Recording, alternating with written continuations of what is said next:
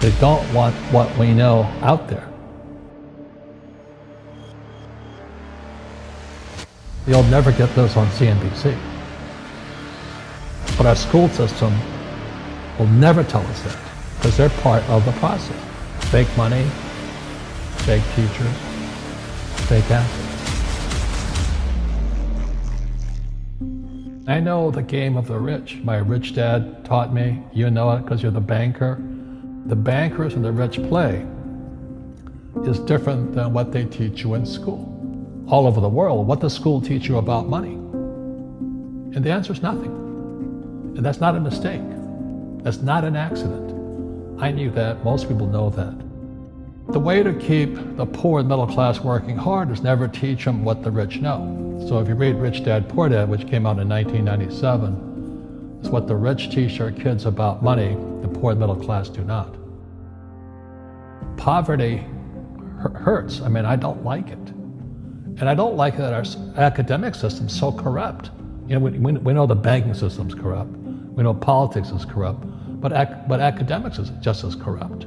I mean, one thing if it's the banking and the politics, but this is where we send our children and we trust them to do the right things for them, and yet they're being not taught something so fundamental. Like you asked your dad when you were a kid, Dad, you asked your teacher, when are you going to teach us about money? And it was just never. Well, never. And they'll never will. You know something. What do you know?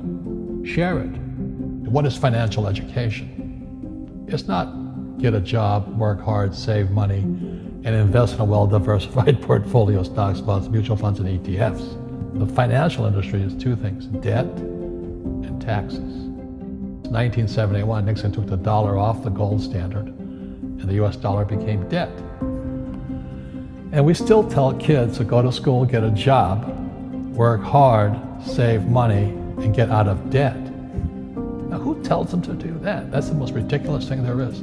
The book starts and it says, lie number 1, saving money will make you rich. Yeah, it never will. You know that. All taught that as kids. Why would you save it and why would you work for it if they can print it faster than you can work for it? Why do you keep saving when they're printing it? The rich don't work for money. Don't you touch that stuff. It's very subtle, right? Yep. They don't say, I'm going to train you to be a worker bee the rest of your life, but they educate you in a way where that's what you come out. Right. What was he trying to do those first few months were you working for him? What was he trying to get across to you? Because he taught you the hard way about money. And she says, if you're going to be successful in your life, you've got to find the best teachers. And a great teacher is somebody who comes from the inside, not the outside. But in school, you don't know if your instructor is for real or not. That's where the fake teacher comes from. I said, I want you to teach me about money. So why should I teach you? He said, but if I teach you, you work for me for free. And I said, why for free? And my poor dad went nuts. He says, because if I pay you, you think like an employee. Your brain will change. If you learn never to work for money, you'll be a rich man. And this is powerful. Once you give someone a paycheck, their brain turns off. Correct. Because it's... And then the promise of a pension. Right. And job security. Which is kind of a paycheck in disguise. Correct. After you stop working. Give the man a fish, eats for the day, teach him to fish, eats for a lifetime. And most poor people confuse assets for liabilities. They think their home is an asset, it's actually a liability. Right. An asset is a noun, like a house. Cash flow is a verb. So to understand if it's an asset or liability, it takes a noun plus verb. So if the cash is flowing out of your pocket, it's a liability. If the cash is flowing into your pocket, asset, verb, it's an asset. So I own 7,000 rental properties. Those are assets. Every month, the cash flows in.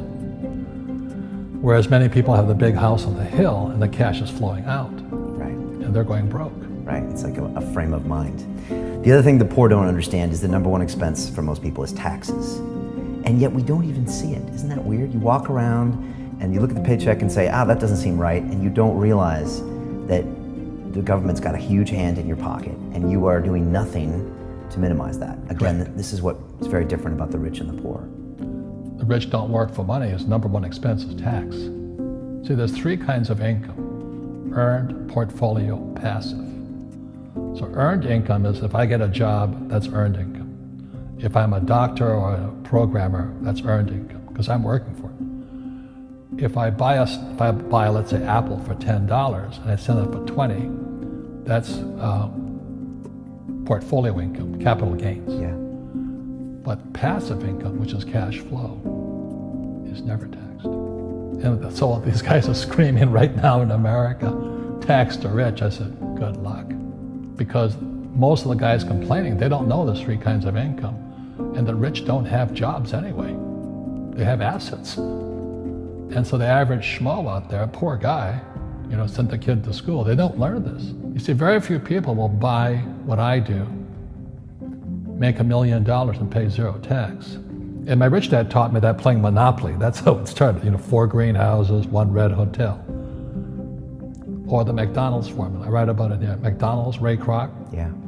McDonald's is in the real estate business. So they sell hamburgers, but they buy real estate, so they pay no taxes. This guy Bezos, he's $16 billion. How much tax did they pay on that $16 billion? Zero. And that's all legal. Anyone can do it. Everybody can do it. But most people lack the education. So once you learn how to use debt as money, you can never say, I can't afford it.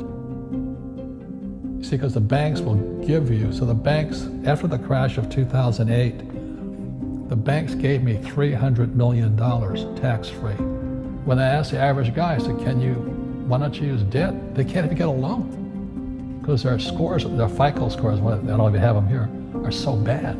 The school teachers will never tell you that because they don't know it. My poor dad never knew that. You don't know if something is an asset or a liability until you can say which way the cash flows. So a house, is it an asset or liability? Well, if it's taking money from your pocket, it's liability. If it's putting money in your pocket, it's an asset. The US government wants me to provide housing, wants me to provide jobs, wants me to borrow money because that's how money is created through debt. I get huge tax breaks. Everybody can do the same thing if they had the financial education to do it. If people understood the tax code, we'd be more prosperous. But can poverty be passed through genetically? Yes. Because it's some type of way of thinking. It's an attitude. An attitude. It's very simple. When people ask me, how do I stop it? I just say, never say, I can't afford it. Ask yourself, how can I? The reason I have so much money is because I don't say I can't do it. I just go, how can I do it? And I just go and do it. I make a lot of mistakes, but that's how I learn. How can I? The poor people, like my poor dad, always said, I can't afford it. Do you think I'm made of money? I'm a school teacher. I can't do that. And I picked that up. And my rich dad never said those words. So when I meet poor people, they use the words I can't a lot. So the people that say, I can't afford it, I can't do this, I can't get to college, the rich are evil, I choose not to participate in that. And that's one thing people could change today. Correct. Right now is that dialogue in their head. Stop saying the word can't. I can't. Right. So how can I? How can I? Especially as in, I can't afford it, how can I afford that? Right.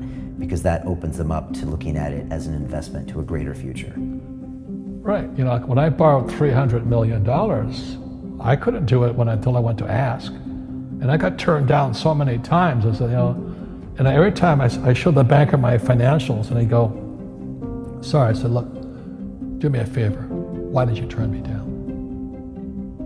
And he'd tell me, this is out, the numbers are out here. So if I get these numbers fixed, can I come see you again? He goes, sure. So it's called rejection. Same as my wife rejected me for 6 months. It's just a matter of personal willpower, which is spiritual. Just saying, if they can do it, I can do it. And how can I? How can I? And I think it's you once said, words become flesh. Yep. That was the Bible too.